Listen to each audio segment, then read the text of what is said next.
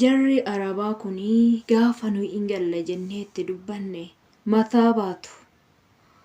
Nagaan koo jaalalaa fi kabajaa bakka isin jirtanitti isiniif haa baay'atu. Hordoftoota chaanaalii kootii ashamaa harka fuunee akkam jirtu nagaa keessanii ani nagaa kooti obboleettiin teessanii baga nagaa qabaattanii eegamtanii yeroo kana geessanis isiniin jedha. Mee laayik sheer godhaayi maamila koo ta'ullee hin dagatinaa warri aaraa dhuftanii. Viidiyoo tokko isinii qabadhee dhufe isinillee guyyaa boruu gaafa galuudhaaf gara biyya keessanii kaatan isinirra gaa wanta akkanaa waan ta'eef obboloota kiyyaa nangalaa jedhee gaafan itti immoo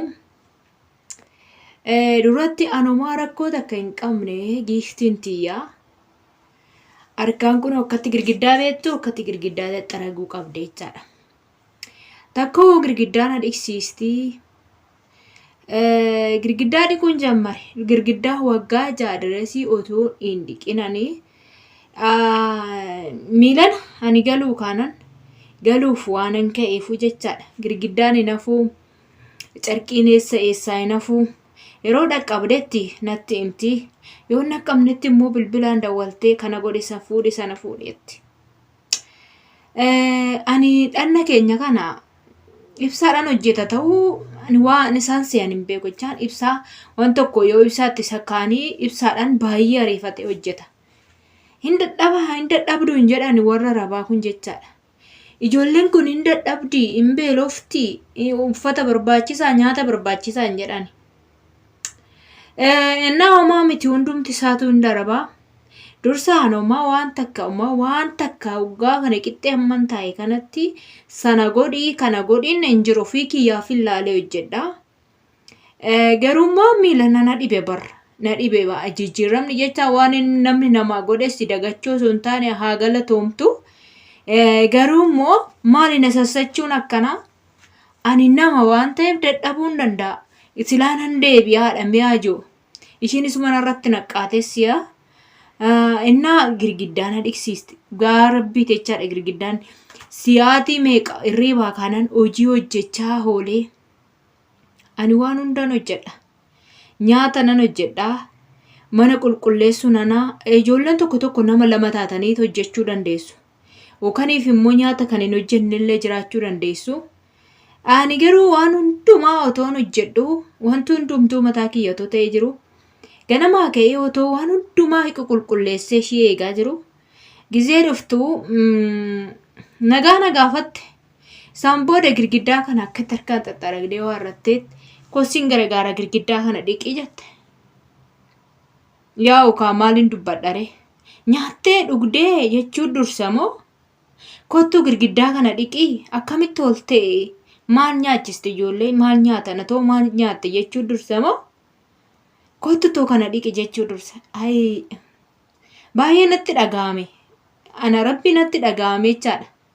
Waan baay'ee jechaan ani biyya ormaa kana keessatti biyya Arabaa kana keessatti amma afaan hin barre keessatti waan hedduun dabarse jechaadha.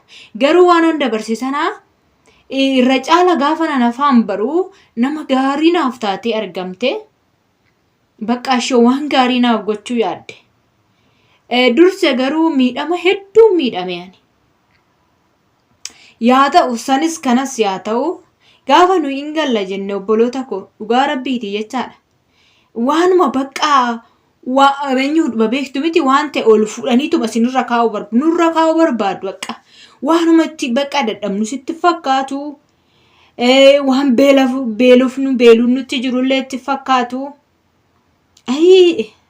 Dhugaa rabbiiti.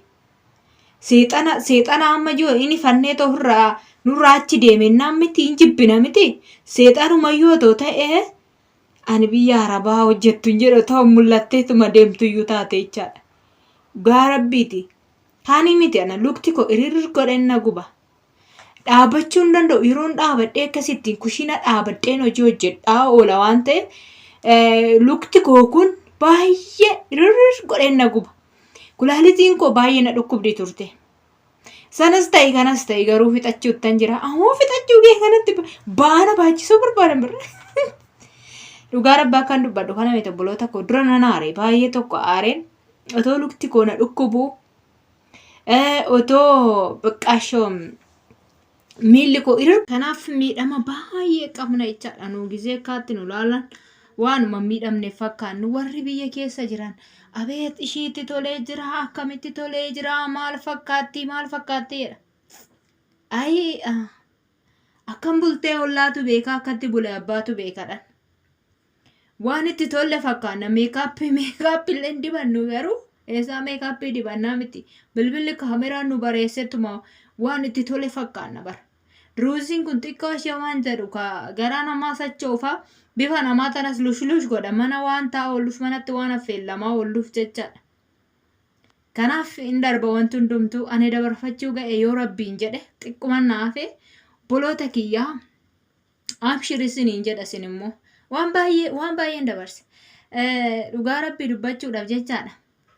Jechoota isaanii keessa waa tokko na dhiba. Ata sittaaf ta'as teessa akka nama jaallatan as taayiidhaan nama jaallatu.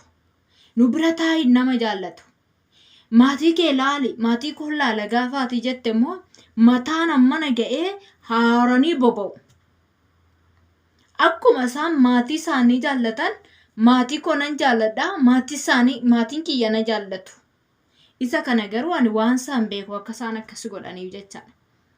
Kanaaf innaa waan akkasiitu jira siniin jedha obboloota kiyyaa. Ana garuu na ajaa'ibe. Dhugaa rabbi amma dhaabbatee viidiyoo isinii waraabaa jira. Akka malee lukti koo godhe na dhukkuba. Ani yeroo hundaa yoon miidhame sinan kolfaa, yoon haaree sinan kolfaa, yoo ta'es ta'uu baates waan na miidhattis hundumattuu inuman kolfa. Yeroo nama bira jiru nan kolfa garuu gaafan kophaa kiyyatti deebi'ee imimmaan koo roobsa akkan qocee ol facaasa jechaadha. Kanaaf biyya ormaa jechaani baay'ee ulfaatadha. Dhugaa rabbii jechaadha. Garuu keessatti nuuf darbee jira. Gaafa immoo godaatii foon keenyaa kana ilaallu waan nurra ga'e biyya ormaa keessatti yeroo ilaallu immoo baay'ee ulfaatadha jechaadha. Kanaaf waan akkasiitti isiniin jedha obboloota kiyyaa. Dhugaa rabbii dubbachuudhaaf jabaadhaan isiniin jedha. Jabaadhaa kaayyoo keessan galamaan gaadhaa hundumtuu hin darbaa. Wanti hin dabarre tokkollee hin jiru yeroo dhumaa fi hundumti isaayyuu amma yeroon ga'utti immoo danda'atii hojjedhaa isiniin jedhaa kaayyoo keessan galamaan gaadhaa. Akka salphaattis wanti ta'u tokkollee hin jiru. Namni gaafa eebbasaatti ba'u yookaan waan gaarii tokko godhatu bu'aa ba'ii hedduu isa gaafata. Bu'aa ba'ii hedduu sana immoo dirqama xumuruu isa gaafatu jechaadha. Kanaaf waan akkasiitiif homaa miti abshir jabaadhaa isiniin jedha. Jabaadhaa keessattuu ijoolleen yeroo qulqulleessitan giiftiin keessa kun harkaan akkas hin jira mitiiree harkaan asa addastu jechaadha. Abshir homaa miti hin darba. Wanti hin dabarre tokkollee hin jiru. Amma waggaa kanatti waan baay'ee nurratti ta'u kana waan keessa dabarru yookaan waan darbu nutti fakkaatu miti hin darba guyyaa tokko.